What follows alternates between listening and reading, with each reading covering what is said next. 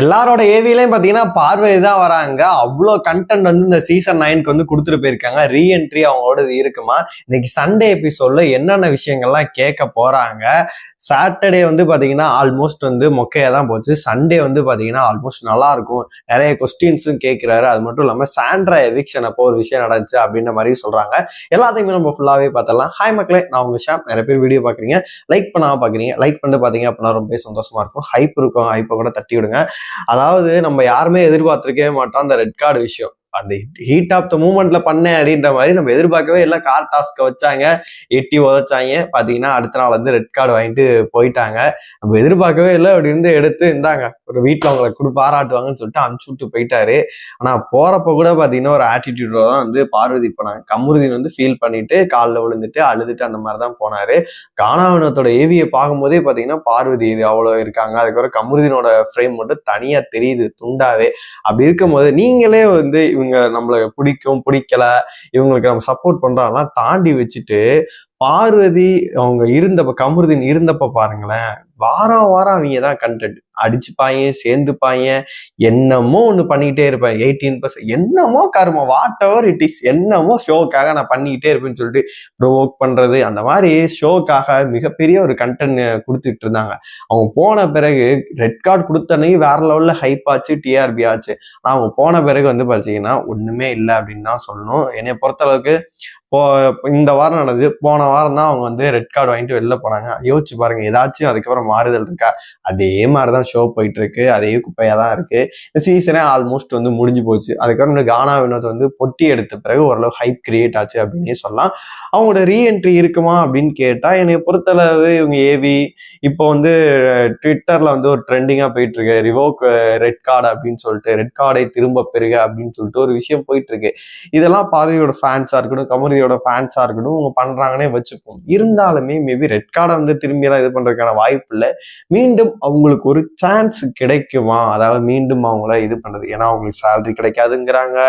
எபிசோட்ல எந்த இதுலயுமே பார்த்தீங்கன்னா கூப்பிட மாட்டாங்க. அது மட்டும் இல்லாம செலிப்ரேஷனுக்கு கிடையாது, பிக் பாஸ் கொண்டாட்டத்துக்கு கிடையாது, எதுக்குமே அவங்க கிடையாது அப்படின்ற மாதிரி சொல்றாங்க. இன்னும் ஒரு படி மேல போயிட்டு சேலரி இல்ல, விஜய் டிவி ஷோஸ்க்கு எதுக்குமே அவங்களை கூப்பிட மாட்டாங்க அப்படின்ற ஒரு விஷயங்கள் வரைக்கும் போயிட்டு இருக்கு. மேபி அவங்க என்ன ஆனாங்கன்னு இன்ன வரைக்கும் தெரியவே இல்லை. அவங்களோட எதுவுமே இது பண்ண முடியாம இருக்கு. ஆனா மேபி இந்த சீசன்ல இவ்வளவு பண்ணிட்டோம், இதையும் பண்ணுவோமான்னு சொல்லிட்டு நெக்ஸ்ட் வீக் நம்ம வெயிட் பண்ணி பார்க்கலாம். ஏதாவது அப்டேட் வந்துச்சுன்னா கண்டிப்பா சேர்க்கிறேன். ரீஎன்ட்ரி இருக்குமா அப்படின்னு சொல்லிட்டு வெயிட் பண்ணி பார்க்கலாம். அதுக்கப்புறமேட்டு இன்னைக்கு சண்டே எபிசோட்ல வந்து பாத்தீங்கன்னா ஒரு விஷயத்த வந்து கேட்கிறார். நேத்தே நான் சொல்லியிருந்தேன் ஒரு சில விஷயங்களை கேட்பாரு அப்படின்னு சொல்லிட்டு வெளியில வந்தவங்கள்ட்ட இருந்து ஒரு விஷயத்த கேட்டிருந்தாரு. அதான் வந்து வியானாவே அந்த இதையும் போட்டு தாலி அறுத்து நம்ம கழுத்தறுத்தாரு.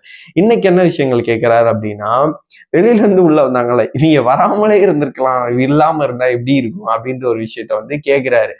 அதை கேட்கும் போது எனக்கே வந்து பாத்தீங்கன்னா சிரிப்பு வந்துருச்சு. எதனால அப்படின்னு கேட்டீங்கன்னா, ஏன்னா ஆல்மோஸ்ட் வந்து வீட்டுக்குள்ள வந்து பல சம்பவங்கள் பண்ணிட்டு இருக்கிறது வந்து வியானா தான். இந்த கொஸ்டினே அவங்களுக்கு கேட்ட மாதிரிதான் இருக்கும் கண்டிப்பா. அதனால வந்து எல்லாரும் வந்து பாத்தீங்கன்னா வியானாவை தான் சொல்றாங்க. ஒரு சில பேர் மட்டும் பாத்தீங்கன்னா வேற யாராச்சும் வந்திருக்கலாம் அப்படின்ற மாதிரி சொல்றாங்க. அவங்க வந்து அடுத்த வாரம் வரதான் போறாங்க. பிரஜனா இருக்கட்டும், இப்ப சாண்ட்ரா எவிக்டான சாண்ட்ரா வெளியில போயிட்டு அடுத்த வாரம் தான் போறாங்க.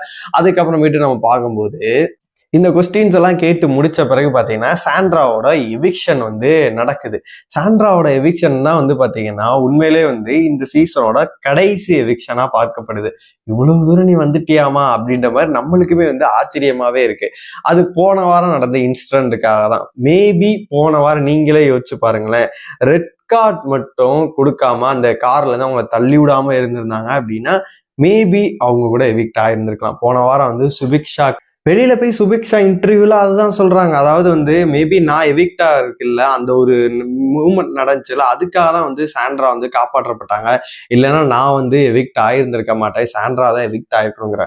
நீங்களே யோசிச்சு பாருங்க, சப்போஸ் வந்து அந்த ரெட் கார்டு கொடுக்கப்படல, அந்த ஒரு சம்பவமே நடக்கல அப்படின்னா நேர பார்வதி என்ற கமருதீன் வந்து டாப் 5க்குள்ள வந்திருப்பாங்க, சாண்ட்ரா வந்து எவிக்ட் ஆயிருப்பாங்க.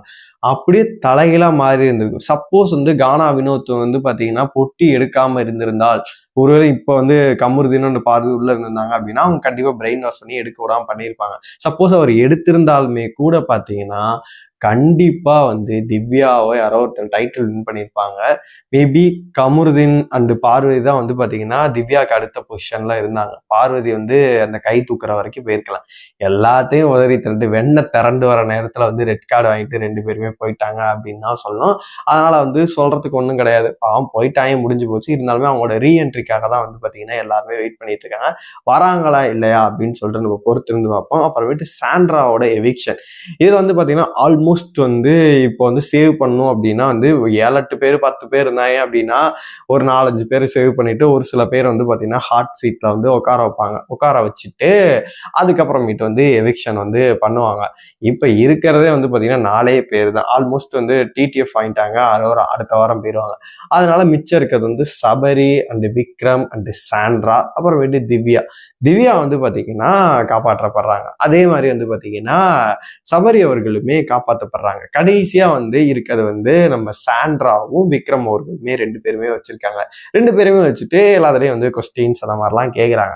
ஆனா எல்லாருமே வந்து பாத்தீங்கன்னா ஒரு மனதாக வந்து சாண்ட்ராவை தான் சொல்றாங்க. அவங்கதான் வெளியில போறதுக்கான வாய்ப்பு இருக்கு. ஒரு சில பேர் மாத்தியுமே சொல்றாங்க, இல்ல சாண்ட்ரா வாய்ப்பு இல்ல, மேபி விக்ரம் தான் போவாரு அப்படின்ற மாதிரியுமே சொல்றாங்க. எல்லாத்துக்கும் குழப்பமா இருக்கு. ஏன்னா விக்ரமே தான் வாயால் அவரே சொல்றாரு, நான் தான் மேபி எவிக்ஷன் ஆவேன் அப்படின்னு சொல்ல நினைக்கிறேன். எனக்குமே தோணுது சாண்ட்ரா டைட்டில் வின்னர்லாம் சொன்னார். அதெல்லாம் பார்க்கவும் நம்மளுக்கு பக்கு பக்குன்னு அடிக்க ஆரம்பிச்சிருந்து. டைட்டில் வின்னரா அப்படின்னு சொல்லிட்டு எல்லாருமே சொல்லுவாங்க. அந்த கனி சாண்ட்ரா இருக்கும்போது சொன்னாங்கல்ல, யார் வேண்டும் யார் வேண்டாங்கிற மாதிரி சாண்ட்ரா வேண்டாம் கனி வேண்டும், கடைசியில் இவங்க தான் இருப்பா, வெளில போ அப்படின்னு சொல்லிட்டு துரத்தி விட்டாங்க.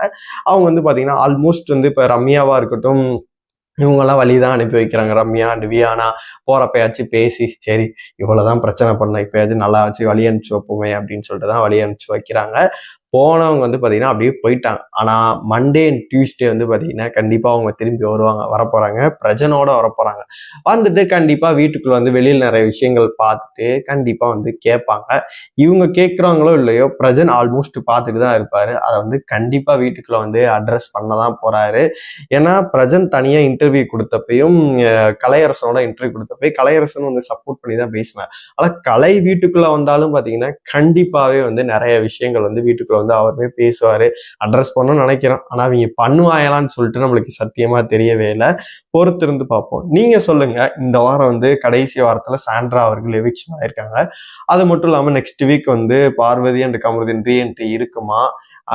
டாப் 5 இப்போ வந்து போயிருக்கு. இதுல வந்து யார் வந்து டைட்டில் வின் பண்ணுவாங்க? திவ்யான்ற மாதிரி தான் போயிட்டு இருக்கு, இல்ல வேற யாருக்கும் வாய்ப்பு இருக்கா? உங்களோட கருத்துக்கள் எல்லாத்தையுமே மறக்காம கமெண்ட் பாக்ஸ்ல சொல்லுங்க.